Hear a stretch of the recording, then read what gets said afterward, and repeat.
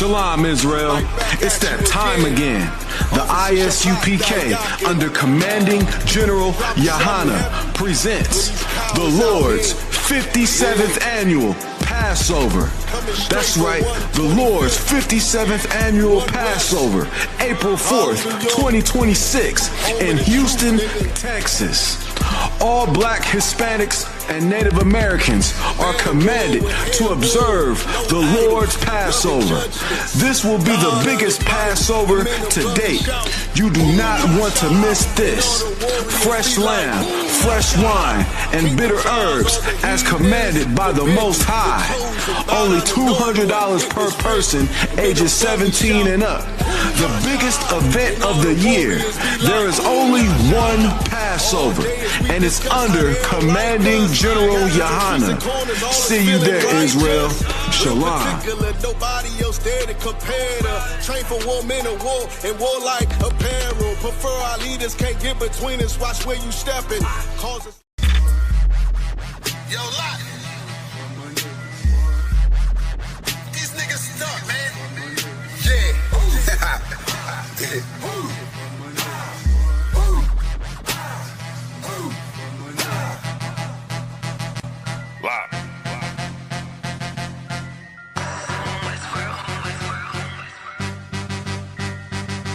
I've been eating pot belly, greasy face, Glock heavy. Feed the safe, talking shit, do not tell me. I don't wanna see that hate, all that shit do not help me. I'm just trying to plead my case to the Most High. Pray I see the gates. I was about to Cancun, but we just got the house instead. Covered all of their payment, and now she got the bobblehead. Looking at me like dinner, she said she about to gobble lead. Point the beam like a pencil, and then you gotta swallow lead. Point the beam like a pencil, and then you gotta swallow it. Pack my bag with essentials, I can't forget the hollow tip. Niggas losing they mental, and Satan come demolish it. Niggas all on they mental and get the whining like a bitch, just like iron, they rust. Niggas trying, they luck, keep it real. Everybody out here lying, save us, steady raising dead. They was out here lying, then dust. Niggas on my head, so the brotherhood is a must. Any hood, I be riding with my brothers that I trust. Know I'm good, cause they slime with their fingers on the clutch. Money piling like I'm trying to make it stack in the rush. One west to the death, and that ain't even enough, cause I'm coming back. I ain't never done with that, gonna hit and spread your lies. I'ma let you run with that, wanting me to spread the thighs. I ain't having fun with that, nigga, hell no. Now she wanna chop it up like a lumberjack. Got some exes popping up, trying to run it back. Want me come and hit the hole like a running back. If the Lord take a soul, ain't no coming back. On my soul couldn't fold like 100 racks. I'm down for my niggas, I up for my niggas. I go and do the time, stay stuck for my niggas. I ride for my niggas, I die for my niggas. One west to the death, no lie, little nigga. I'm down for my niggas, I up for my niggas. I go and do the time, stay stuck for my niggas. I ride for my niggas, I die for my niggas. One west to the death, no lie, little nigga. The full Nicky on my waistline like a big nigga. No limit, I'm a tank, close game, hit different. Refocus on who around, not concerned with who's missing. My boots digging, never been a house shoe. She don't like it, but she love me. I can tell when she want me. Tell, then I zip the body bag like a onesie. I'm dropping every day, let my feel clumsy. Through the pain, but we don't find shit funny. I know enough that I don't know shit. It's one thing I know this. Never bite the end that feeds you. Never lend a whole shit. We don't want half of the world, man. We coming for this whole shit. But in the world, I was known to pack a bag like a road I'm trip. In the den with the lions. I be living this in real life. Ain't everything, but you gon' lose your soul. That's a real price. Getting led by a coward. I don't know what that feel like. Black on black, toes to my head. I can't kill Christ. I'm down for my niggas, I up for my niggas. I go and do the time, stay stuck for my niggas. I ride for my niggas, I die for my niggas. One west to the death, no lie, little nigga. I'm down for my niggas, I up for my niggas. I go and do the time, stay stuck for my niggas. I ride for my niggas, I die for my niggas. One west to the death, no lie, little nigga.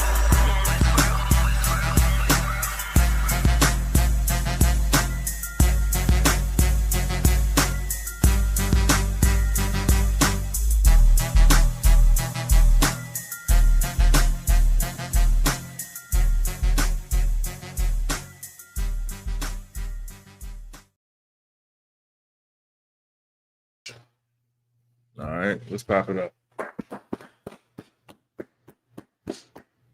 Shalom, DC, with Israelite School of Universal Practical Knowledge, start out 1 West, 125th Street, Harlem, New York, under Commanding General Yahanna. Since 1969, we've been teaching the truth of the Bible, and the truth is that the so-called blacks, Hispanics, and Native American Indians are the true Jews, and that the white man's is the devil that the Bible speaks of. We're not affiliated with any other Christian church or Hebrew Israelite group. One West is home of the truth.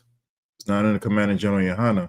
You're going to be on the street saying you can sin and still be in the truth. Did you see that video? Did you see that clip? Yo, it's wild. It's wild. If you're not under Commanding General Yahanna, you're going to be on the street arguing with priests of the Lord saying you can sin and still be in the truth. That's why we say we're not affiliated with anybody. That's one of the reasons why. You know what I'm saying? That's one of the reasons why. There is only but one way in the truth, and that's right now is under Commanding General Yahanna.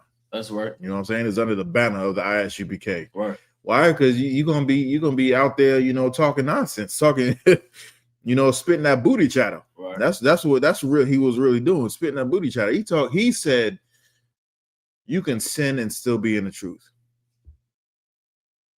That sounds like the Christian church to me. Right.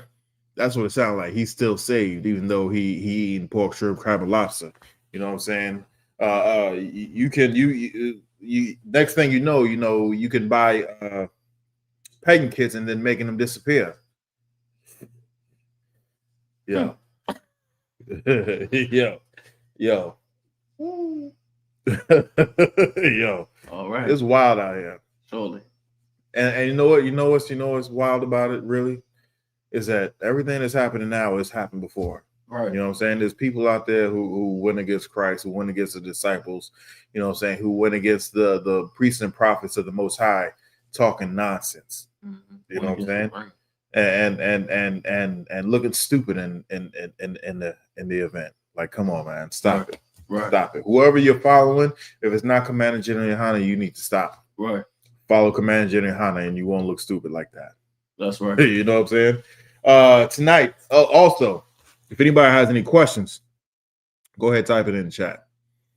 Type your question in the chat, whether it's on topic or not. It's on topic or not, it doesn't matter. We're going to answer all your questions. We're going to fix all your problems. Why? Because that's what we're here to do. Right. That's exactly what we're here to do, fix our people so that Christ can come back. Right. And I don't know if you noticed, but, Christ coming back is happening sooner than later. That's right. I don't know if you know this, but U.S.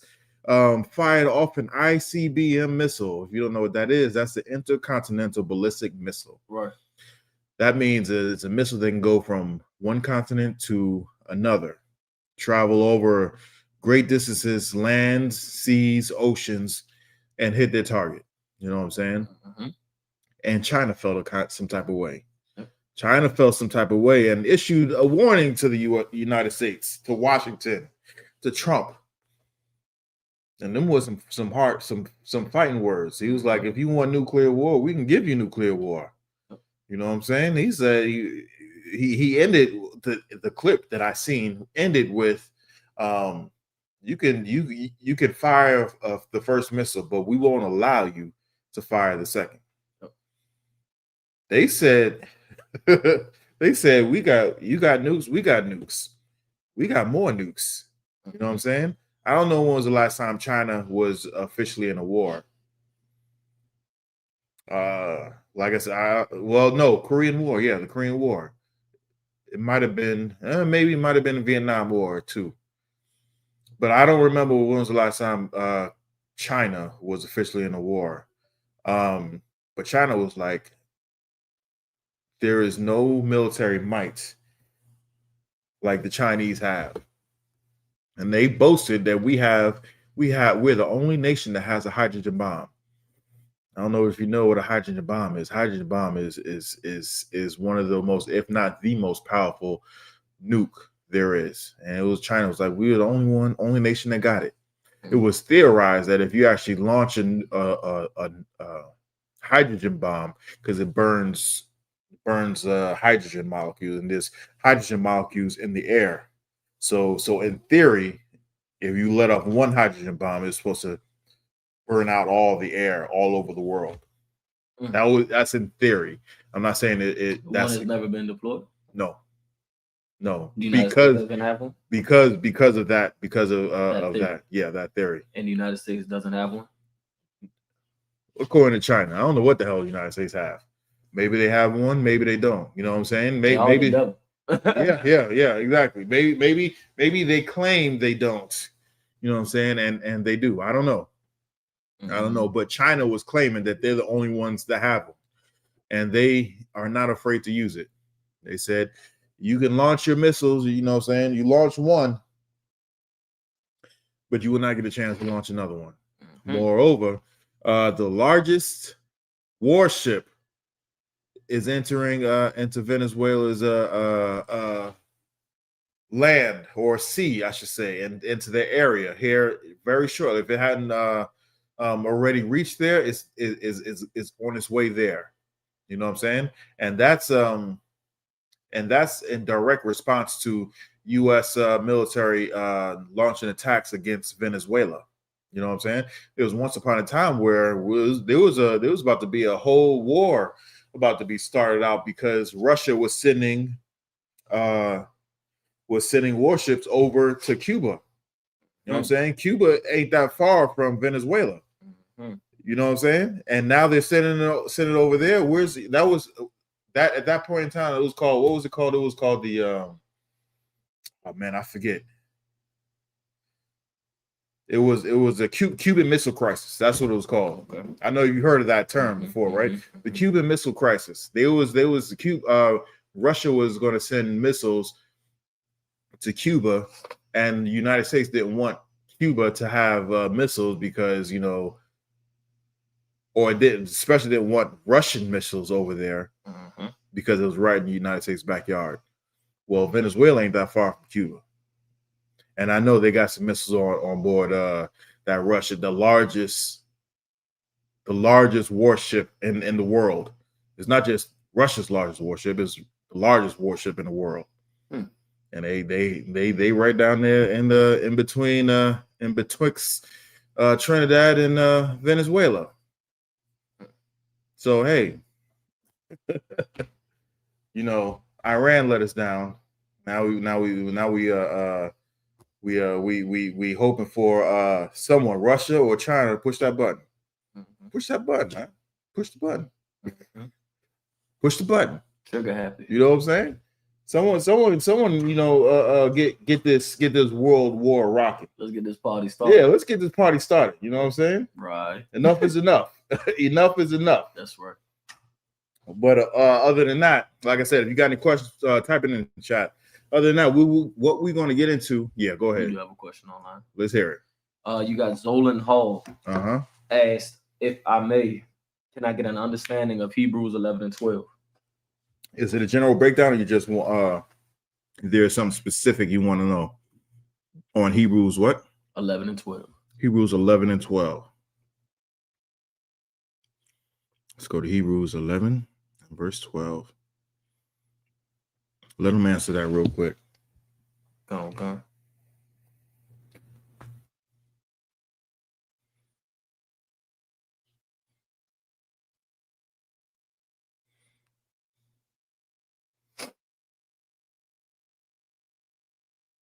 Let's so like he said, Hebrews chapter 7, verse 11 through 12.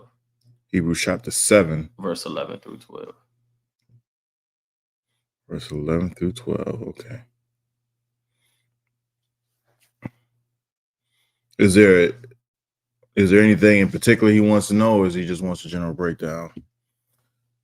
Young man Zolan, is there anything in particular you want to know, or is it just, you know, like what's the question? What prompted you to come to this particular passage in the scripture, and you wanted to gain some understanding? You know what I'm saying? Just type that in the chat for me if you could, Baba Kashaw. Hebrews chapter 7, verse 11 through 12. That was it, Brock?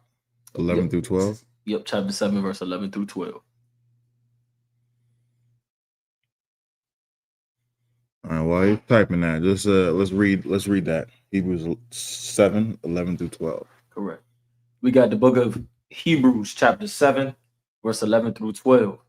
If therefore perfection were by the Levitical priesthood, for under it the people received the law, what further need was there that another priest should arise after the order of Melchizedek, and not be called after the order of Aaron. For the priesthood being changed, there is made of necessity a change also of the law. Skip me up. Let's see. Hold on. I believe I know where he's going with this, but skip me up to verse 1. Did he respond? No, lie. Yo, Manzone, what brought you to this particular passage? And why is this particular passage of interest? I just need to know how to answer your question. If you could just type that in the chat for me, Baba Kashaw. But go up to let's see, it was just 11. Go to verse 1. All right. Hebrews chapter 7, verse 1. For this Melchizedek, king of Salem,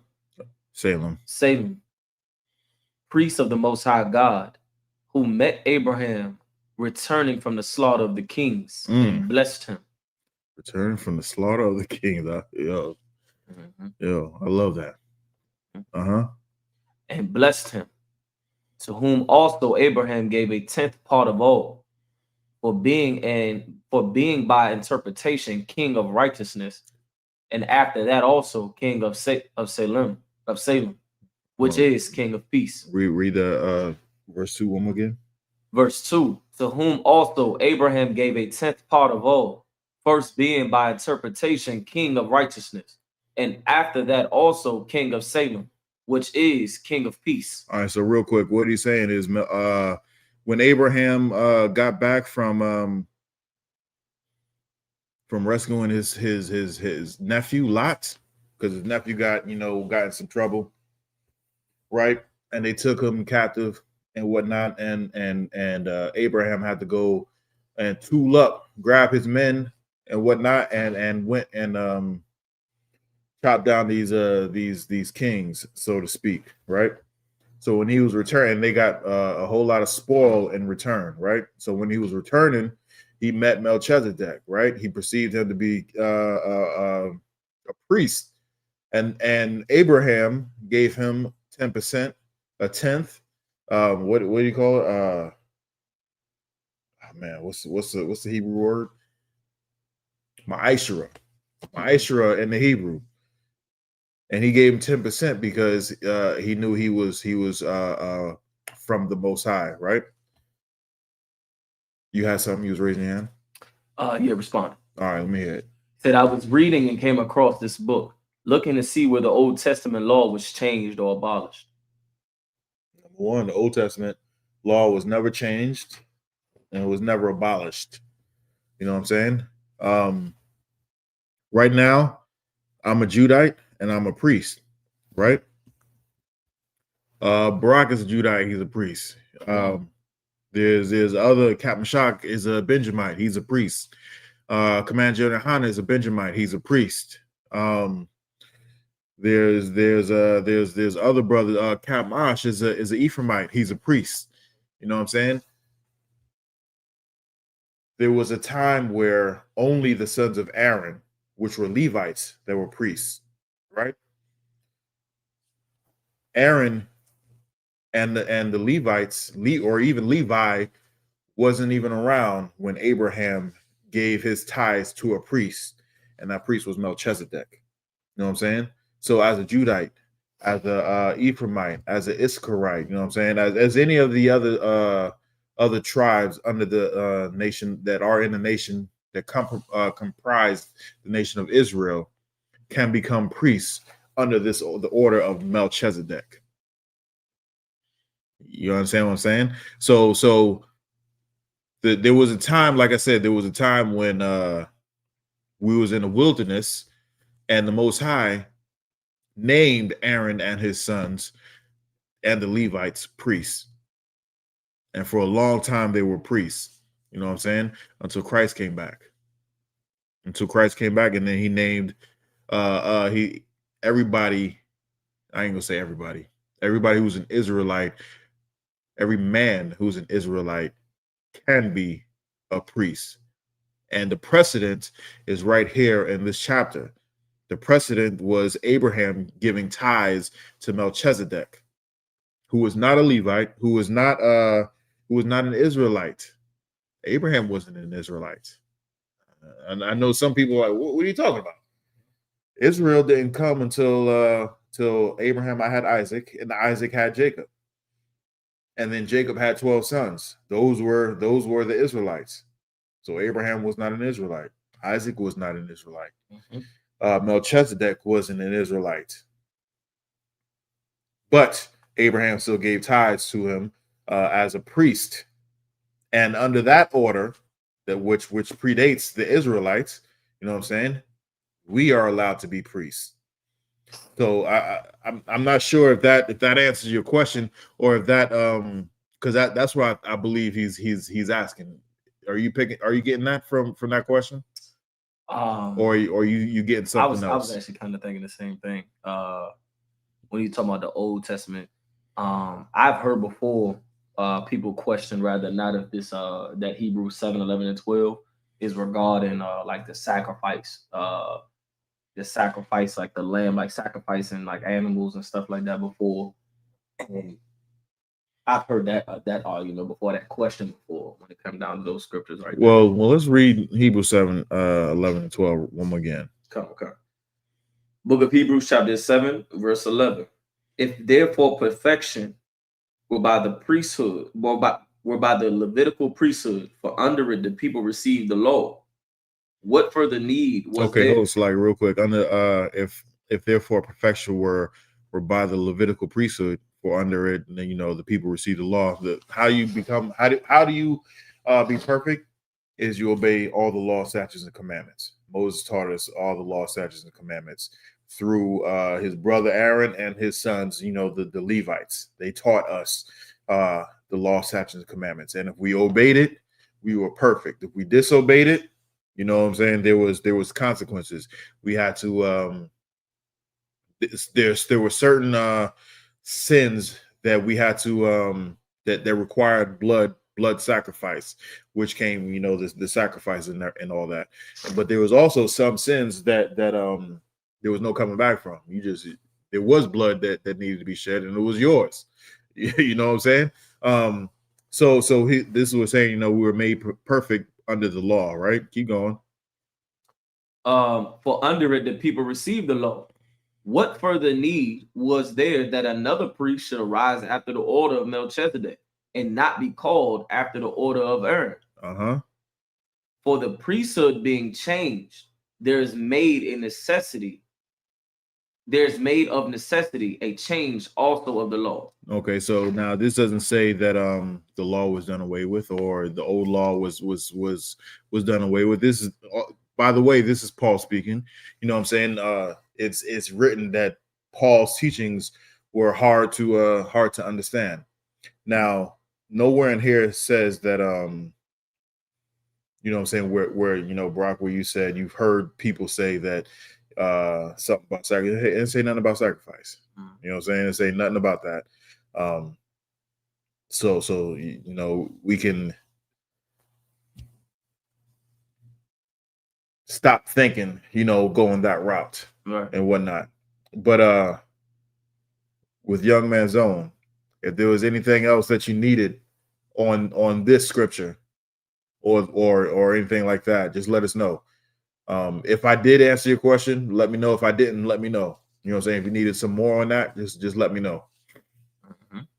Let me know if he responds to that as well. He said that definitely answers my question. Most High in Christ. The what?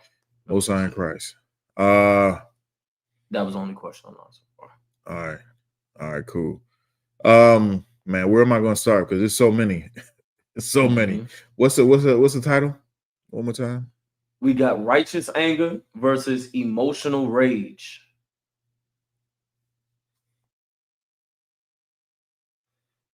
Slakia.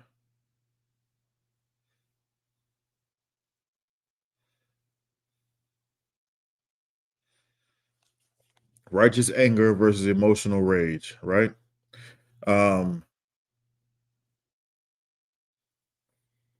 Righteous anger. Let's get some righteous anger. Let's go to hold on. 1 Samuel. No.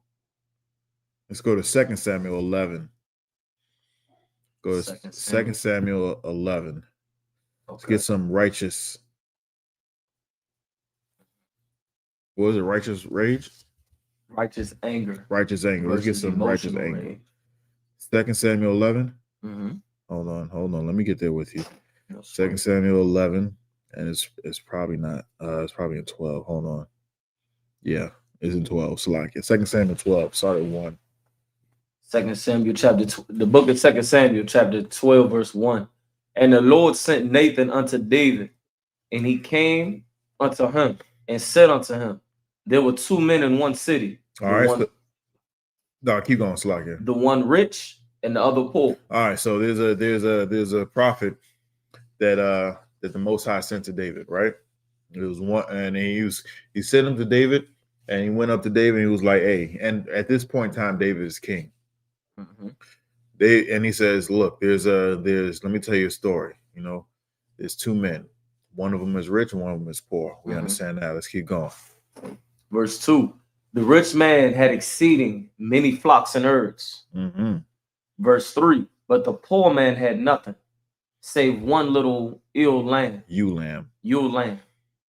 which he had bought and nourished up, and grew it up together with him and with his children. Mm-hmm. It did eat of his own meat, and drank of his own cup, and lay in his bosom, and was unto him as a daughter. So he's saying he had one. There was one guy that was rich and had so much flocks and herds. It was ridiculous. On the other hand, there was one poor man that had one baby lamb, and he raised it like it was his own kid. You know what I'm saying? Mm-hmm. I know some people out there who have, you know, pets that they love so dearly. You know what I'm saying? The pet will sit right there next to you eating while you eating, and you know what I'm saying, they got them little puppy dog eyes and whatnot looking up at you, and you love it so much, you take off of your plate. Mm-hmm. You take off of your plate and you give to that dog or that pet. You know what I'm saying? Mm-hmm. So much so that you let it lay in your bed. You know what I'm saying? You sitting on the couch watching TV or whatever. You snuggled up with it on watching whatever. You know what I'm saying? Right. Watching the game, watching a show, binge watching the show. You cuddle up, you boot up with that pet. You know what I'm saying? With that animal.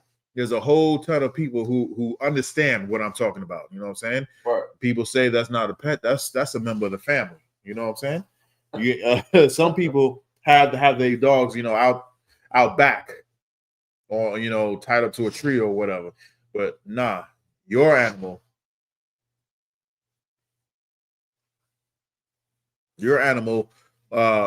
is an inside dog. You know what I'm saying? An inside cat or whatever. Right. And it doesn't go anywhere without. I know there's some people who have like little strollers and go for dog walks with the dog in a stroller. The woman be putting the little pup inside the purse sometimes. In the purse, yeah, walking around with it in the purse. So we all know how precious an animal could be to one's family. So that's what this part of the story that the priest Nathan is giving to King David, right? Let's keep reading. Verse 3, verse 4.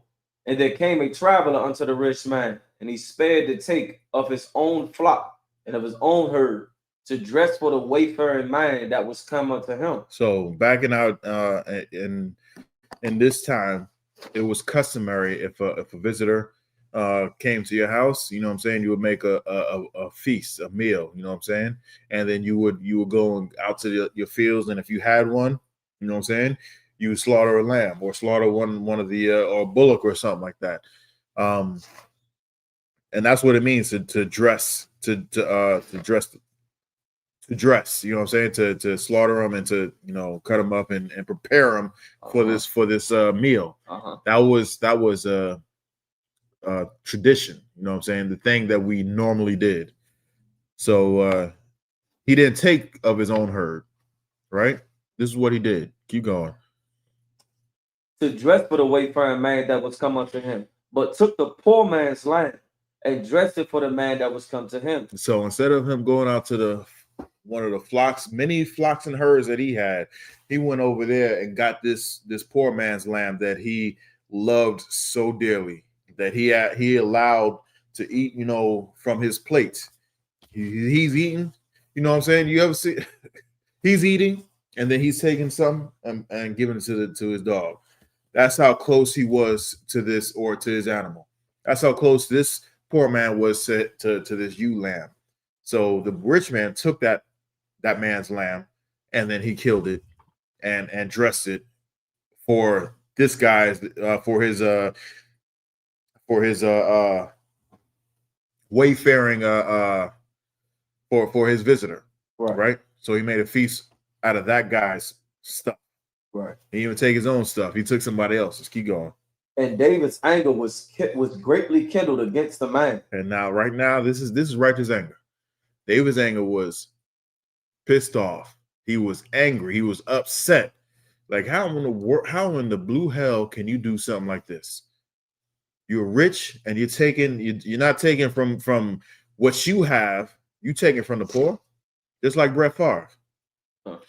Y'all, you think I forgot about Brett Favre? You think I'm gonna let that go? Right. Brett Favre took I don't know how many millions of dollars from the state welfare fund to build his daughter's school a gymnasium, state-of-the-art gymnasium. Millions and millions of dollars from poor people, and built a gymnasium. He didn't get no federal time. He ain't get no. I don't even think he got probation. Right. They ain't even tell him to pay it back. Yep. Completely push it to the side. Yeah. Like the white man. Yeah, completely pushed to the side. Like, come on, man. David's anger was David was pissed off. Why? Because he understood, you know what I'm saying, being poor, and he understood being rich. He was poor when he was on a run. You know what I'm saying? He didn't live on the lap of luxury when he was on the run. Because he was on the run for a great many years. You know what I'm saying? He had to sleep in caves. He had to sleep out in open fields. He was so, him and his men were so hungry they had to eat the showbread from the priests. You know, so he understood what it was like to be poor. And then he also understood what it was like to be rich, because he's in that rich man's seat right now. And he knew what it was like to be poor. He knew what it was like to be rich. So he was pissed off, righteously so. Right? Let's keep reading. And he said to Nathan, as the Lord liveth, the man that hath done this thing shall surely die. He was so mad that he was like, yo, on God, this whoever did this ain't gonna live. He's gonna get got. He gonna get got. He gonna get got. That was righteous righteous anger. But check out what Nathan said. You have something? God, sir, if I may. It's so heavy, you know, this here in that last verse where it say the man that my father used to say something like that. He used to be like, you know, how black people be like, as God is my witness. And my pops used to say that with everything. As God is my witness, is my last time, this my last time, that, right? But when David said, the man that had done this thing shall surely die, and we talking about something as a moral, like this is, you know, it's a moral thing. Like you got mad, you know, wealth over here. You got mad, you know, sheep over lambs over here. You want to take this one over here, and was willing to take a man's life. But simply, you know, for an animal, for this thing, like we talking about, you know, the white man will have a full-blown service for a service dog that, you know, in the police force that dies, and will full-blown set up, you know, and orchestrate a funeral for this canine dog. You know what I mean? So to see that our culture comes with something as much as, you know, you taken from a poor right here, that you can lose your life. It encourages us learning this history right here. It damn near just it's a huge example as to where we come from, in the essence of the desire to have justice and the anger that it can take when you see something. Because David, before he found out that this man was him, you know, was angry about what happened to one of his own, was angry about what happened to somebody else. Absolutely. I mean, to the point where it's like, man, I'm about to take this man's head. It's just really sets the tone, if I may. It really sets the tone. So like, yeah, definitely. He was so angry. He's gonna murk that dude. Where he could have said, you know, take half that man's wealth and give it to the poor man. He could have said, have them switch places. You know what I'm saying? Let that man be poor and let him be rich. He was a king. He could have done that. You know what I'm saying? They wanted blood. Yeah. Like I said, because he understood what it was like to be poor. Right. He understood it because he was living in a poor situation when he was on the run. You know what I'm saying? He couldn't rest his head on you know, fine linen and whatnot. At some nights, he had to sleep. Like I said, he had to sleep in caves. He had to sleep in you know, under the sun, in the woods and whatnot, in the bush. You know what I'm saying? And I had to leave at a moment's notice at some point in time. Why? Because people was out for his head. So he understood, you know what I'm saying, how it was like to be poor and on the run. And he also understood how it was like to be rich because he was sitting in that rich seat. But he was so mad, he wanted that dude's head, right? So let's keep reading. Verse 6. And he shall restore the lamb fourfold, because he did this thing and because he had no pity. And he was like, you know, he gonna pay him back. Keep going. And Nathan said to David, thou art the man. And he was like, nah, that's you, nigga. You know what I'm talking about? I'm talking about you. And over the kingdom to him. Right? I'm talking about you. That's you. Right? Keep reading. Thus saith the Lord God of Israel, I anointed thee king over Israel, and I delivered thee out of the hand of Saul. He was like, hey, so this is the Most High God talking. He was like, I'm the one who put you in charge. I'm the one who saved you from Saul, who was trying to murk you and cut your head off. You know what I'm saying? I'm the one who did that. Keep reading. And I gave thee thy master's house. I gave you his house. I gave you his seat to sit on, right? Keep going. And thy master's wives and into what? the bosom. And the master what? And thy master's wives into the bosom. Master's wife. Wives. So he said, I gave you women's, right? Unto thy bosom. Keep going. Into thy bosom. And gave thee the house of Israel and of Judah. So and he gave you the power to be over the nation of Israel, the kingdom of Israel. Keep going. And if that had been too little, and if any of that stuff been too little, whether it be the house, whether it be the women, whether it be power in Israel, keep going. I would moreover have given unto thee such and such things. He was like, I would have given you more. I would have given you more. On a side note, that's a cut that says you know what I'm saying, if you can't have more than one wife. That's a cut right there. You know what I'm saying? That's a cut to Christians who hypocritical Christian pastors who say you have to be poor and you get rich in heaven and whatnot. I know you seen that one clip where that dude was like, I got this Bentley parked outside for the church, and someone was like, well, can we drive it? He was like, no. He said no quick. You know what I'm saying? So the Most High God says, you know, I gave you, you know what I'm saying, the master's house, gave you wives, and I gave you power in Israel. If that hadn't been enough, I would have gave you more. Keep reading. Verse 9. Wherefore hast thou despised the commandment of the Lord to do evil in his sight? So he's saying, like, I gave you all this, and now you come over here and spit in my eye. You know the law. You know the law. We're gonna stop there. But basically, he's what David did was he took Uriah, a loyal servant, you know what I'm saying, a loyal soldier. He took his wife, laid with her, got her pregnant, and tried to cover it up by bringing him back off the battlefield and tell him to go live with his wife. So then when she come up pregnant, he could be the baby daddy. Mm-hmm. Good. Nope. And Uriah was such a warrior. It was like, man, how can I go home and lay with my wife when my men is out there, you know what I'm saying, fighting a battle. And David was like, all right, well, you want to fight so bad? I'm gonna go ahead and get you got. So he set it up to where he got him killed. He got him murked, and then took his woman.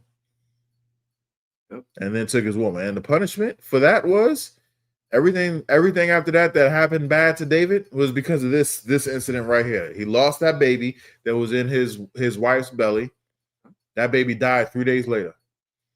You know what I'm saying? He should have been gone. But the Most High God said, you know what?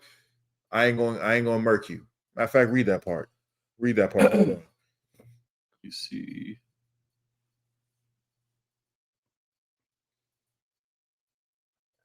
Go to 10 and 11. Go to 10 and 11. 10. All right. It's Verse really 10. 11, but you go 10, yeah. 2 Samuel 12 and 10. Now therefore the Lord shall never depart from thine house, because thou hast despised me, and hast taken the wife of Uriah the Hittite to be thy wife. Thus saith the Lord, behold, I will raise up evil against thee out of thine own house, and I will take thy wives before thine eyes, and give them unto thy neighbor, and he shall lie with thy wives in the sight of this son. Man, that's heavy. That's heavy because that's exactly what happened. It wasn't his neighbor, it was his son. Verse 12, heavy too. Yeah, keep going. But thou didst this secretly, but I will do this thing before all Israel and before the son. And if you and read before the son. If you read on, that's exactly what he did. His son made a tent in the middle, like it's like in a town square.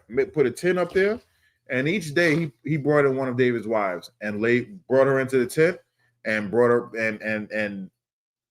and laid with her right there in the middle of everybody. I mean, they didn't see the act, but they knew what was going on. You know what I'm saying? Most High gangster, man. Most High gangster. You think you're gonna get away with something, man? Most High guy has something you probably ain't even heard of. It's just, it's just ridiculous. Right. Just ridiculous. And it's not ridiculous, but it's like, damn. If you understand what the Most High God can do, you know what I'm saying? What he has done, and most people has never even heard of any of this story. They've heard of David, they've heard of Bathsheba. I'm just chilling. Yeah, all right. I'm just chilling. Let me move this to you know what I'm saying, to side right quick. Hold on till I go. Let me hold on. Boom. Ooh, look at that. Right instant. That was a little too much. I ain't mad. I ain't mad. Look at that. Yeah, cool yourself, right? Yeah. Yeah. Instantly. Even though it's blowing over there. But he had that in the can. Man, yeah, that's tough. That might be a good idea. Not that. Nah. What?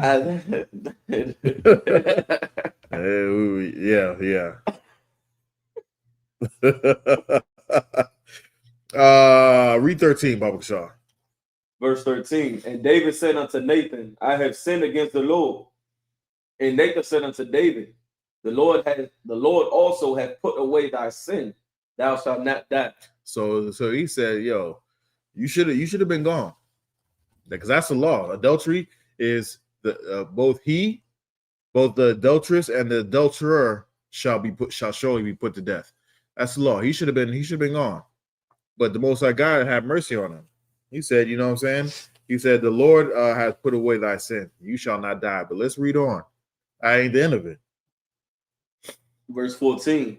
Howbeit, because by this deed thou hast given great occasion to the enemies of the Lord to blaspheme. So because of this, you brought shame to the name of the Lord.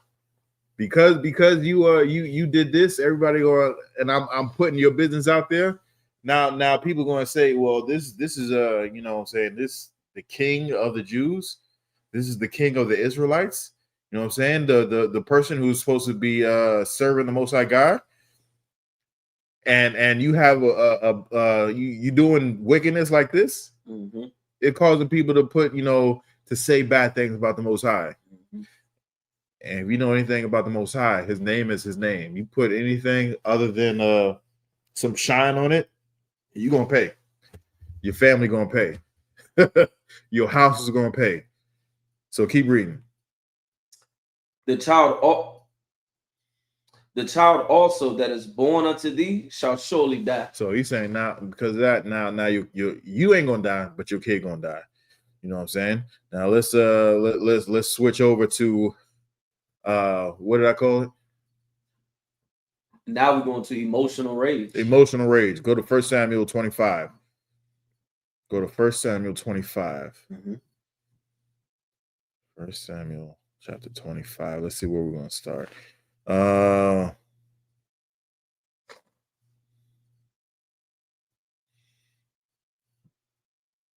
just love this story. It's like it. It is a solid story. Yeah.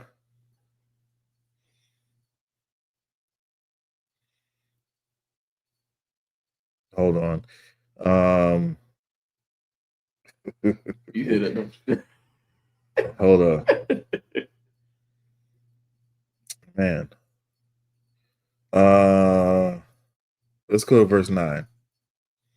The book of 1 Samuel chapter 25, verse 9. So real quick, like I said, David was on a run at one point in time. This is when he was on a run.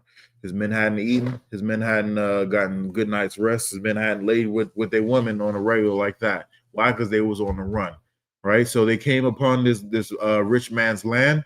He had abundant wealth and shelter, and he sent some messengers to go and ask him, hey. Actually, we're going to read this part right here. He sent some men to go to this fool Nabal and ask him, hey, can you we've been on a run. We're with David, and everybody knew who David was, because he was like at one point in time, everybody knew who Colin Powell was, right? Everybody knew he was a general, right? He had much fame in this land, right? I'm not comparing him to Colin Powell, but you understand what I'm saying, how there's a general that everybody knows. Mm-hmm. He was that general. He was that dude. They sang songs about him, right?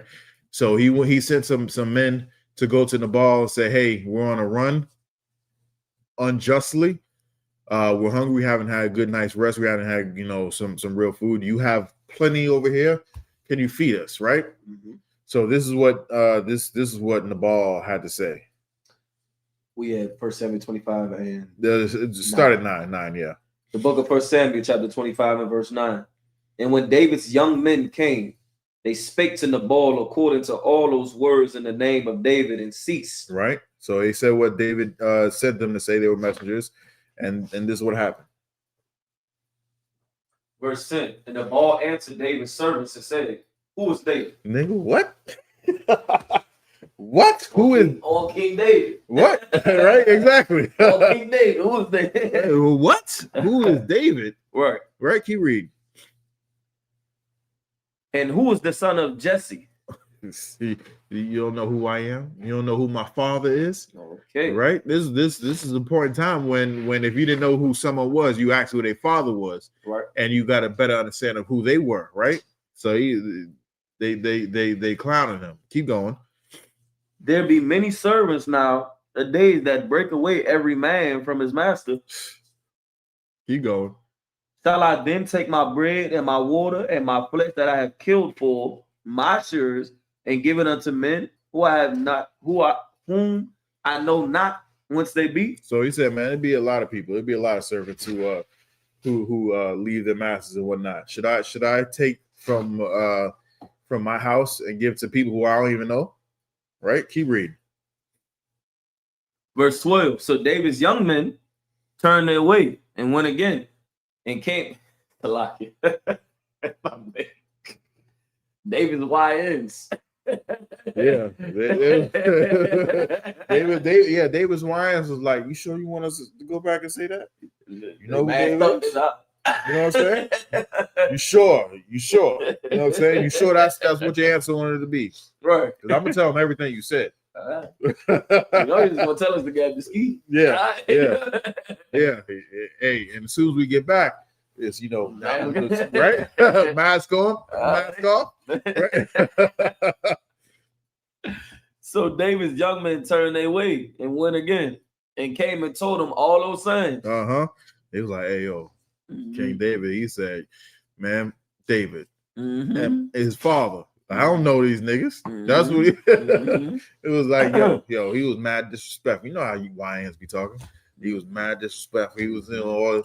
Well, actually, they be like, no, they be all way. Let's keep going. And David said unto his men, gird ye one every man his sword. Like Tula. Go back to sticks, man. Yeah. So get pole up, blick. Up pole. We gonna blicky him up. See, this is what's the name of the title gets like it? Righteous anger versus emotional rage. This emotional rage. You know what I'm saying? Nabal is an Israelite. He's a fool. You know what I'm saying? And later, if you read later on, it's going to show that he's a fool. And if he does this, what he's thinking, you know what I'm saying? He would have sinned against the Most High God. You know what I'm saying? So he, why? How is he sinning against the Most High God? Because he says don't murder, and this is murder. You know what I'm saying? A man has a right to say, hey, I don't want to feed you. You know what I'm saying? But he didn't have to say it like that. He said in the most disrespectful, utmost disrespectful way to the wrong person. You know what I'm saying? He said it to the wrong person. And David was like, yo, hey, he's gone tonight. He's gone tonight. He gonna feed me? Let's keep reading. And they girded on every man his sword. And David also girded on his sword. So he didn't just send, them YNs to go and handle his light work, because this surely was light work. You know what I'm saying? He went and did it. He was like, hey, I'm gonna do it myself. Keep reading. And David also girded on his sword, and there went up after David about 400 men. 400 men. And 200 abode by the stuff. And he left some men behind. So he didn't even take everybody. He was like, nah, we're gonna bring an overwhelming force for an underwhelming, target. Let's keep reading. But one of the young men told Abigail, Nabal's wife, saying, behold, David sent messengers out of the wilderness to salute our master, and he railed on him. Yo, I thought you was playing. I thought you was playing. I looked at it and he railed on him. Yo, he damn sure said that. The Bible is black. Yo, exactly. Exactly. I know that was right there. So I can read it again. Yeah, read it again.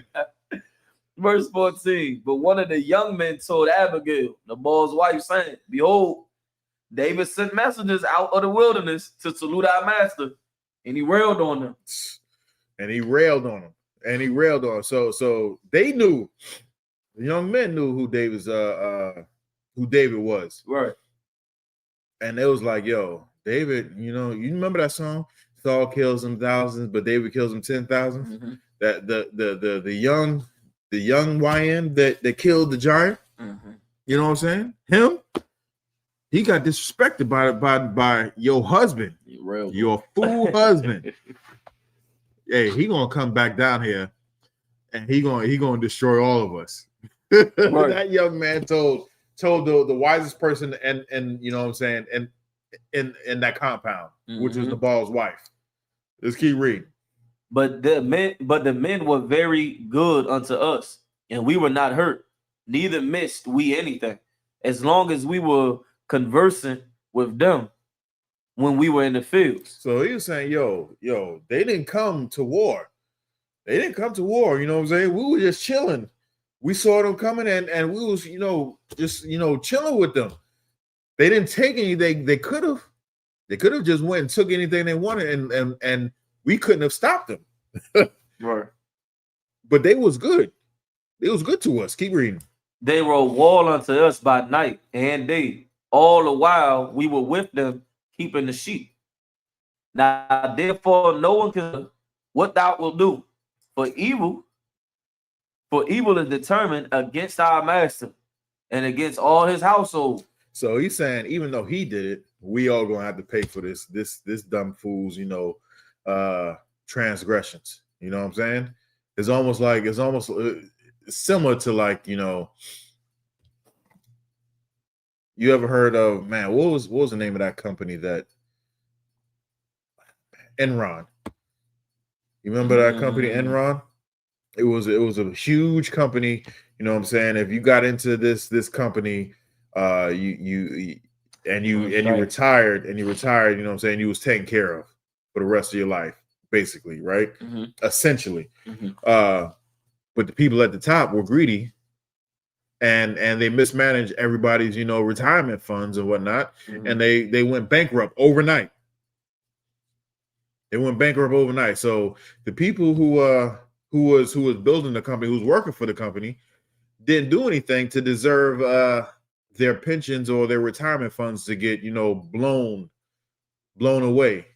But the people who were in charge were stupid enough to do that. If you work for somebody who's stupid, you're going to pay.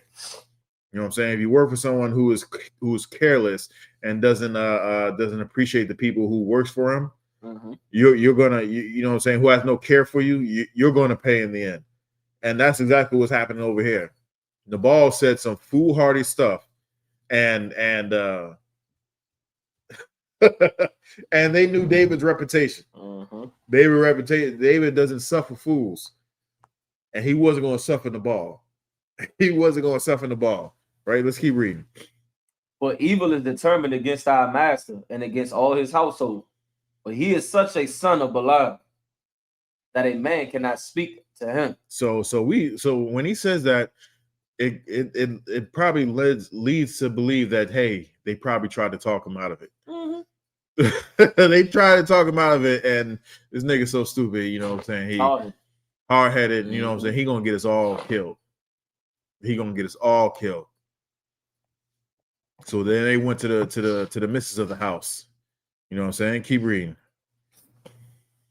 Verse 18. Then Abigail made haste and took 200 loaves and 2 bottles of wine and 5 sheep ready dressed and 5 measures of parched corn and 100 clusters of raisins and 200 cakes of figs, and laid them on asses.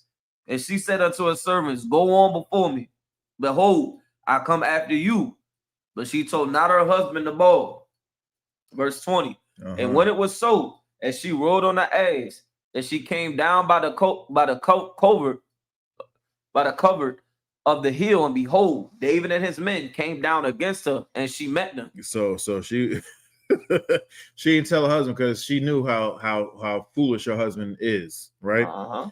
And so she met David on the way up there, right? And this is the interaction that she had with David. As a married woman who was trying to save her husband and her house, she didn't just try and throw her tail at him, you know what I'm saying, or anything like that. This is what she did.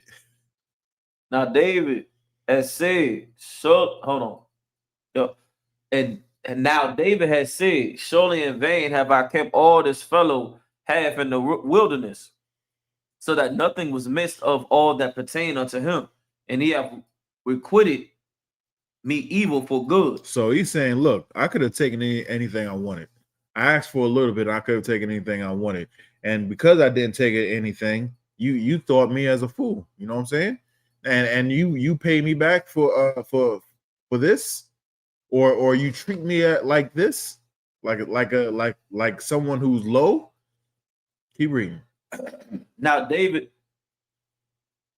verse 22. So and more also do God unto the enemies of David. If I leave of all that pertain to him by the morning, like any that pisses against the wall. So read that one more again.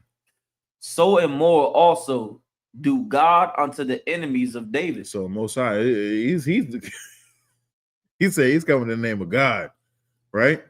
If I leave of all that pertain to him by the morning, like any that pisseth against the wall. So he's saying, on God, yo, that's my word. As God is, as you say, your father will say, as God is my witness. when the sun come up, if I leave any man alive, keep reading. Yeah, and that's what he was saying. He was like he any came, that piss up against the wall. yeah, anybody that pisses against the walls, man. He was gonna bury every man that was there because of what Nabal said. He was like, I'm not leaving not one man alive. Keep reading. And when Abigail saw David, she hasted and lighted off the ass and fell before David on her face and bowed herself to the ground. So she came very humbly. Why? Because she knew the power was not with her husband. She knew the power was with David. Moreover, she knew the Lord was with David. Keep going. And fell at his feet and said, Upon me, my Lord, upon me let this iniquity be, and let thine handmaid, I pray thee, speak in thine audience and hear the words of thine handmaid. So she's like, hey, listen, blame me for what happened, but let me talk to you. You know what I'm saying?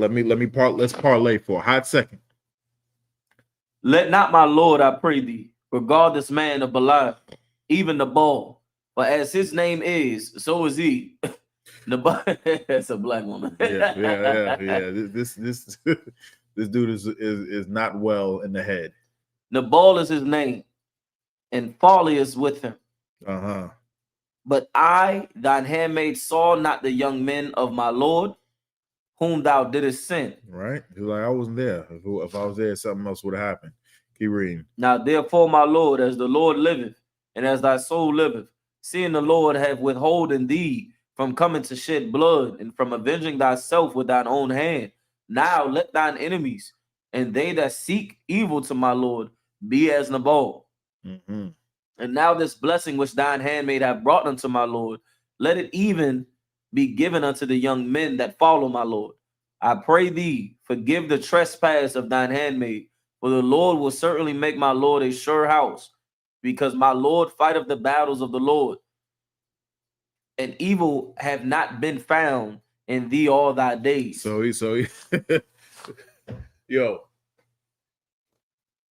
she is a treasure. You know what I'm saying? The scripture says, he that findeth a wife findeth a good thing. And she's one of them, was it Proverbs 31 women? You know what I'm saying? She saved Nabal. She saved all the men that was on that was working for Nabal. You know what I'm saying? And she did it not by turkey necking. She ain't turkey neck, you know what I'm saying? Right. She didn't give any barking orders. Right. You know what I'm saying? She used her skills and her feminine wiles, you know what I'm saying, to subside his anger. You know what I'm saying? She was like, please, let me just holler at you for a hot second. I know my husband a fool. No. You know what I'm saying? He a fool, you know what I'm saying? He's been known to do some foolish things. But you know what I'm saying? You a man of the Lord. I know who you are. You know what I'm saying? If I would have been out there, I would have gotten everything you needed. As a matter of fact, we got some food right over here. You know what I'm saying? Let me feed you. Let me feed your men. Let everything be all right. You know what I'm saying? Everything cool and copacetic. Yeah. I brought all this food, you know what I'm saying? We everything that you asked for, we made more. You didn't ask for a lot, we made more. You know what I'm saying? Let this be a feast. Let's see. I think he's gonna keep reading. He's gonna say, all right, my bad. I pray. Slide, keep going. Verse 28. I pray thee, forgive the trespass of thy handmaid, for the Lord will certainly make my Lord a sure house, because my Lord fighteth the battles of the Lord, and evil have not been found in thee all thy days. Yet a man is risen to pursue thee and to seek thy soul, but the soul of my Lord shall be bound in the bundle of life with the Lord thy God, and the souls of thine enemies, them shall he sling out, as out of the middle of a sling. And it shall come to pass, when the Lord shall have done to my Lord according to all the good that he hath spoken concerning thee, and shall have appointed thee ruler over Israel, that this shall be no grief unto thee, nor offense of heart unto my Lord, either that thou hast shed blood costless, or that my Lord hath avenged himself. But when the Lord shall have dealt well with my Lord, then remember thine handmaid. So she's saying basically at this last part, she's saying, don't kill everybody. Don't kill everybody. You know what I'm saying? Yeah, don't kill, because you're avenging yourself. And the scripture says, vengeance is mine, saith the Lord. So please don't do this. But when the Lord deals with him, and the Lord will deal with him, you know what I'm saying? Remember me. Remember me. You know what I'm saying? And this is what David had to say. And David said to Abigail, blessed be the Lord God of Israel, which sent thee this day to meet me. So he's like, yo, God sent you over here. Why? Because if it had been anybody else, they was getting the axe, they was getting the club, they was getting the sword, they was getting the dagger, they was getting the bow and arrow, they was getting the staff, they was getting the spear. What other snuff by a horse? You know what I'm saying? Yeah, it was getting trampled. You know what I'm saying? All of them, anybody else except for you, the Lord sent you. You know what I'm saying? Keep going. And blessed be thy advice, and blessed be thou, which has kept me this day from coming to shed blood, and from avenging myself with mine own hand. So he's saying, yo, look, I know what I was about to do, but I wanted to do it because this nigga, you know what I'm saying? I'm tired. I'm hungry. You know what I'm saying? I'm on the run. It's mentally stressful thinking about some nigga trying to kill me. You know what I'm saying? I done fought battles for y'all. You know what I'm saying? For you to have this. And this bastard is denying me. What did they say? That's all I could stand, and I can't stand no more. You know what I'm saying? Everybody got a breaking point, and that was David's breaking point. But Abigail, you know, calmed him down. Let's hold on.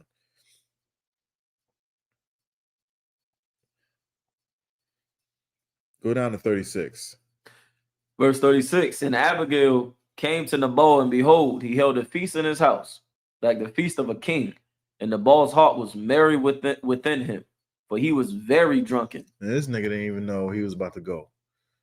He didn't even know he was about to go. After they're having a feast. A feast with the general, he just, you know, dissed. You know what I'm saying? Keep going. For he was very drunken, wherefore she told him nothing, less or more, until the morning light. But it came to pass in the morning, when the wine was gone out of the bowl, and his wife had told him these things. She was like, hey, you was drunk, and you know, you was having a good old time, so I'll let you have a good old time. But you know what? You was about to die. You know how close you was? If I had gotten there a little bit later and missed him on the road, you would have been gone. I would have been a widow. You know what I'm saying? If anybody else, if I would have sent one of the servants out to meet him, you would have been gone. He wouldn't have listened to the servants. You know what I'm saying? You'd have been gone. You know how close you came to death? Do you know how close you came to death? And she told him all this stuff. Keep going. And his heart died within him, and he became as a stone. And it came to pass about 10 days after that the Lord smote Nabal, that he died. So the Most High God, you know, smote Nabal. Even though David had a lapse in what is it, emotional rage. He had a lapse, and he emotionally raged out, and he was about to kill, you know, he was about to murk everybody on that farm, on that estate. Every man, I should say. He was about to murk every man on that estate. Yep. He didn't. The Abigail calmed him down. But that was a time where he got emotional. Let's drop that. And the Lord took care of Nabal after that.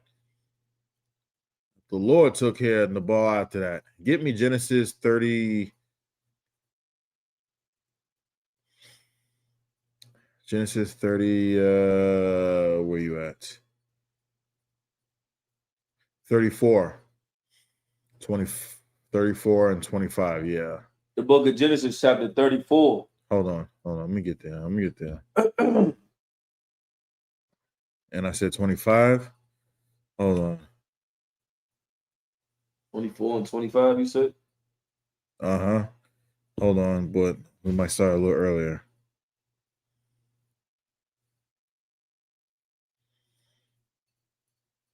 No, we're gonna start earlier.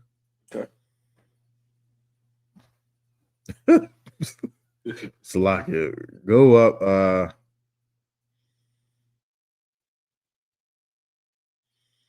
Damn.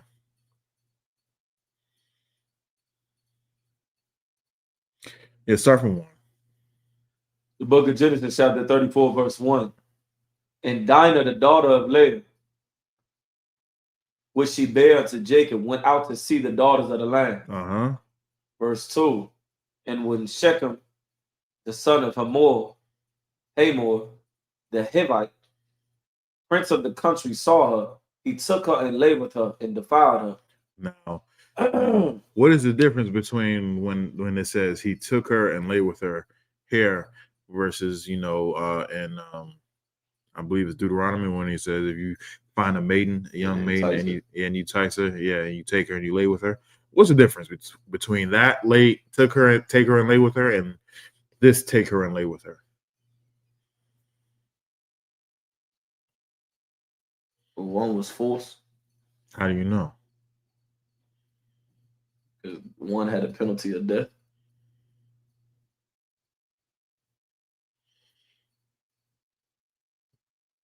Yes, but no. I don't know specifically where here. Yeah. Matter of fact, give me that where it says Exodus. Yeah. Is it Exodus? Yeah, that's Exodus.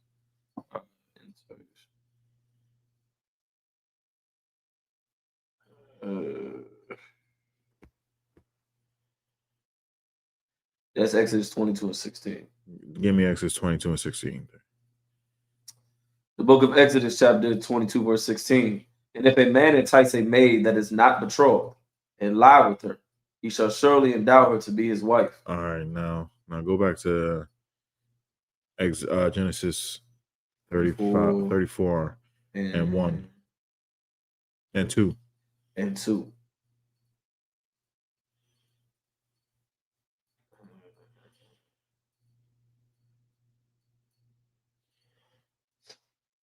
I had to pull it back up.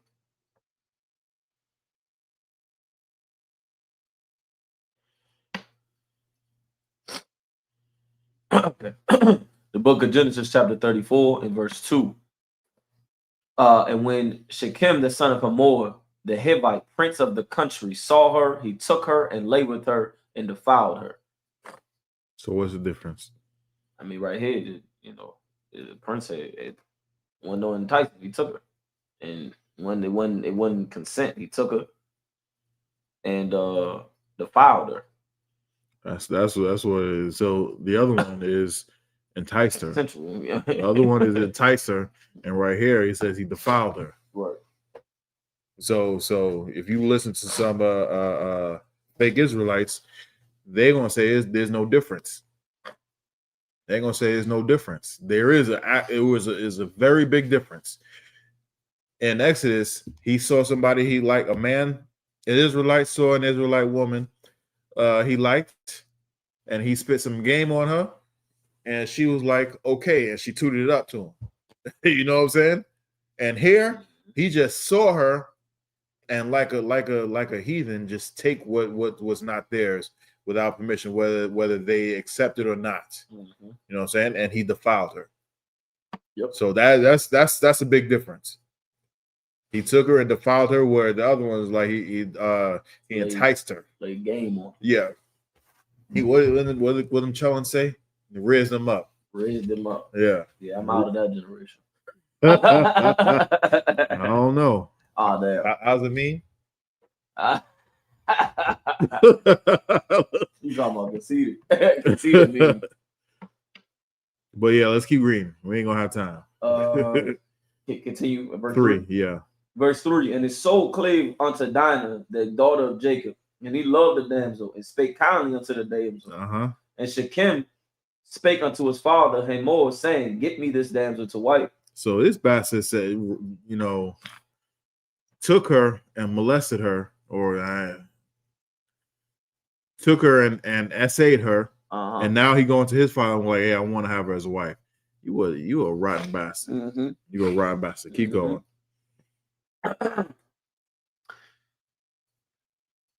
And Jacob heard that he had defiled Dinah his daughter. Now his sons were with his cattle in the field, and Jacob held his peace until they were come. So he was pissed off until he got his sons around him. He was like, all right, all right, all right, keep going. And Hamor, the father of Shechem, went out unto Jacob to commune with him. Like, nigga, you know what your son what? You know what your son did to my daughter? And you have the nerve to come over here unarmed or armed or whatever? You just have the nerve to show your face over here? Let's keep reading. And the sons of Jacob came out of the field when they heard it. And the men were grieved, and they were very wroth, because he had wrought folly in Israel, in line with Jacob's daughter, which thing ought not to be done. So yeah, so they was pissed off. You know what I'm saying? Brought folly to all the family. Keep going. Salak. I'll wait to the next verse. Salak. Verse 8. And Hamor communed with them, saying, the soul of my son Shechem longer for your daughter. I pray you give her him to wife. Like I'm seeing red. You know what I'm saying? I'm getting emotionally angry. Right? Yeah. Salaki, if I may, like this which really show you just how disgusting the damn church is. Like you want this, we all be together, this type thing. And I clearly see why the Lord not only wanted us above these nations, because they think, man, you just know what your son just did to my daughter. And then you got nerve to come up to me and say, hey man, I know this happened, but my son want her wife or now. Like, I see why the Lord separated us, from these heathens. Just look at their way of thinking. Their way of thinking is, what the Chinese people do over there? What is it, China or Asia, somewhere over there, where they see the woman walking, they go and book her while she walking and throw her in the car, and now you married. You got these heathens that got weird behind cultural ways of bagging a woman. Valentine's Day, I'm gonna smack you upside your head with a bloody coat or something, and you my Valentine, you my woman. Yeah, that's these like heathens Uzbekistan or something. Nasty. That's something with the whole Valentine's Day, whatever. But these heathens has got real, we got game. These heathens do stuff like this. Like, this is their culture. We're gonna go ahead and do this to your daughter, and then you know what? That's my that's the father that you supposed to be teaching the kids some sort of discipline, and you seconding the behavior, because then you got nerve to ask if this can be your wife. Ask the father too. One father to another father. There's a clear difference right there. Like, I see once again every time we go into these historical references, I see why the Lord say there's a difference. I put a difference between you and these other nations. Awesome. Let's keep reading. Verse 9. And make ye marriages with us, and give your daughters unto us, and take our daughters unto you. Like, you stinking, dirty, filthy, disgusting, ring on the neck, wearing plate on the lip, having body scar modification, head up a cow's butt, Hamites. You dirty singer. You what? No. Let's keep reading. And ye shall dwell with us, and the land shall be before you. Dwell and trade ye therein, and get you possessions therein. And Shechem said unto her father and unto her brethren, let me find grace in your eyes, and what ye shall say unto me, I will give. Ask me never so much dowry and gift, and I will give according as ye shall say unto me. But give me the damsel to wife. So he's saying, I'll pay whatever it is that you want to pay. And they about to pay. They about to pay. You should have never said that. Okay. They about to pay. Keep reading. And the sons of Jacob answered Shechem and Hamor his father deceitfully, and said, because he had defiled Dinah their sister, and they say unto them, we cannot do this thing to give our sister to one that is uncircumcised, for that were a reproach unto us. So you ever heard of what Esau calls premeditated murder? They had this all thought out, like, hey, we're gonna have to kill these, we're gonna have to do away with these bastards, right? And the reason why we're gonna read it in here shortly, but the reason why it was like that is because them Hamites outnumbered us. You know what I'm saying? We're talking to Jacob, aka Israel, Mhm. which means it wasn't a lot of people out there. Mhm. Remember, it was only 70 of us that walked into Egypt, and we were surrounded by these stinking dirty Hamites, right? So we had to be real wise and how we be handled with these stinking heathens. Mhm. Keep reading. But in this we will consent unto you, if ye will be as we be, that every male of you be circumcised, then we'll give you our daughters unto you, and we will take your daughters to us, and we'll dwell with you, and we will become one people. This is it. Like I said, it's premeditated. Mhm. It's premeditated. They knew what they was doing. Keep reading. But if you will not hearken unto us to be circumcised, then we will take our daughter and we'll be gone. Now you said you're gonna pay anything. This is the price. Keep reading. And the words pleased Hamor and Shechem Hamor's son. And the young man deferred not to do the thing, because he had delight in Jacob's daughter, and he was more honorable than all the house of his father. Mm-hmm. Yikes. And Hamor and Shechem his son came unto the gate of their city and communed with the men of their city, saying, these men are peaceable with us, therefore let them dwell in the land and trade therein. For the land, behold, it is large enough for them. Let us take their daughters to us for wives, and let us give them our daughters. So also, just the nerve, the unmitigated gall for them to violate us and then come to us and ask us, hey, get over it, and give her to us anyway. Mhm. Like how what kind of people would do something like that? It's number one, it's people who have some type of power and who abuse their power. Mhm. You know what I'm saying? Because we were very few in number. They knew this, and so it was like, well, what the hell y'all gonna do? Y'all want to war with us? We can do this. You know what I'm saying? So they felt they could just do anything they want to us, and they couldn't. Let's keep reading. Let's see how the way they couldn't. Only herein will the men consent unto us for to dwell with us, to be one people, if every male among us be circumcised as they are circumcised. So not their cattle and their substance and every beast of theirs be ours. Only let us consent unto them, and they will dwell with us. Where you at? Verse 24 now. Okay. And unto Hamor and unto Shechem his son hearken all that went out of the gate of his city, and every male was circumcised, all that went out of the gate of his city. So they got all the men to be circumcised, right? And it came to pass on the third day, when they were sore, that the sons of Jacob, Simeon, and Levi, Dinah's brethren, took each man his sword and came upon the city boldly and slew all the males. So they killed everybody. It hurt too. Everybody. They killed everybody. Yep. They took their swords when they couldn't defend themselves properly, and they killed everybody. Why? Because they defiled their sister. Yep. That was emotional anger. Why? Because the father Jacob didn't. Emotional rage. That was emotional rage. The father didn't tell him to do that. You know what I'm saying? Father didn't okay that.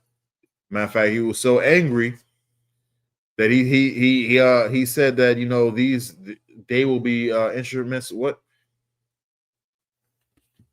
Hold on. This goes off in verse 40, chapter 49. He says they will be instruments of cruelty. Both Simeon and Levi. Oh, because of that. Yeah, because of this incident. They'll be instruments of cruelty because of this. So, Lockie, if I may, I'm so glad you said that. That's point so heavy because for those who may not know, the water to the Most High on the 7 days or something when the child is born, to get circumcised. Yeah. Because if you decide to get circumcised in your adulthood, it is hell. It is hell.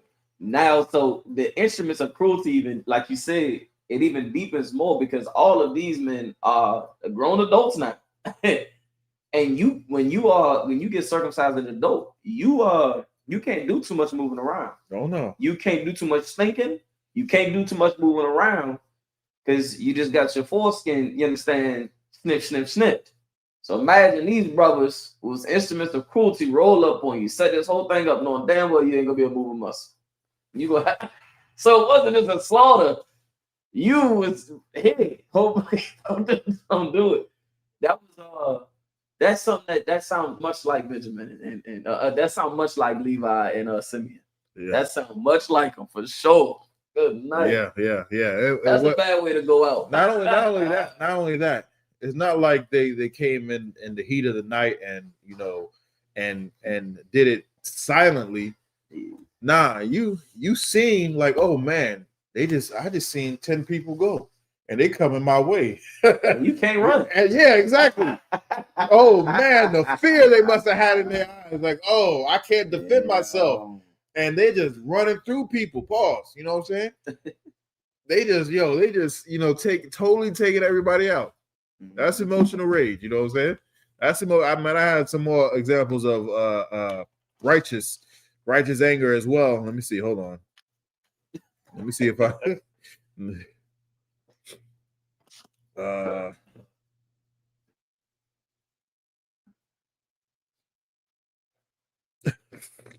had about 10, 15 other scriptures. I only got to 3 of them. But with that, is anything else online? Nah, we too wild online. With that, I pass the class over to Priest and Officer Barack. Wild class, right? Security announcements. We at I.S.U.P.K out of 1 West, 125th Street, out of Harlem, New York, under Commander General Yahanna. New rules for brothers and sisters. When a new brother or sister comes into the school, they are off limits for 6 months. They are to be saluted only. They are to shed themselves of the world. After 6 months, if a brother or sister has an interest in a particular person, he or she must get permission from the head to speak to a brother or a sister. There's another 6 months in which the brother or sister will court each other. After this 6-month period, the brother or sister will get permission from the head to marry. Tithes, which is a commandment. You can find this in the book of Numbers, chapter 18, verse 21, in the book of Malachi, chapter 3, verse 8 through 10. Means 10th in Hebrew and it's pronounced ma'asra. 10% of every penny of any increase the Lord gives you, you get to the treasury department or teacher. Priest fund, funeral offer for priests, not mandatory, whatsoever amount you would like to give. The upcoming holy convocation, we have, would that be dedication yet? Yep, Feast of Dedication. The Feast of Dedication. The Jewish man bastardly calls it Hanukkah, but the real Jews is Hanukkah. It's the 25th day of the 9th month by the space of 8 days. That'll be Sunday, November 14th of this year, for 8 days. You can find this in the book of 1 Maccabees, chapter 4, verse 52 through 61. You understand? You want to make your arrangements for that? That'll be December 14th this year. It falls on a Sunday as well. The date for Passover, so I can give a big hand. What was it? Houston had their cookout already, right? And then also the date of the Passover, the 57th annual Passover, has been released. April 4th in Houston, Texas, is going down this year. April 4th, right? Get your funds together. Going off the previous years, 17 years of age and above, $200. You want to go ahead and start to save up $10 a week, $20 a week. Go ahead at your slaveries and put up your leave slips. It's going to be Houston, Texas, April 4th. The hotel has been placed out there as well to go ahead and reserve and book your rooms. You want to check out ISUPK.com, of course, for all of that material regarding that. What else is it? As well, tonight, Commander Yahanna is going live 9 p.m. Eastern Standard Time. The name of the channel is The Real General Yahanna. The Real General Yahanna at 9 p.m. Eastern Standard Time. Anything else you want to add on that? Passover feast, $200. Get it in now. Vices later. All right. Remind Akmi and Aguatin to check on social media such as ISUPK.com, Facebook, Twitter, YouTube, and so on for ISUPK events and materials. If a brother wants to be a troop in the school, you to start wearing all black, which includes black boots, black shirt, black pants, black headband, and scarf. And with that, I say Amadium, which means to stand.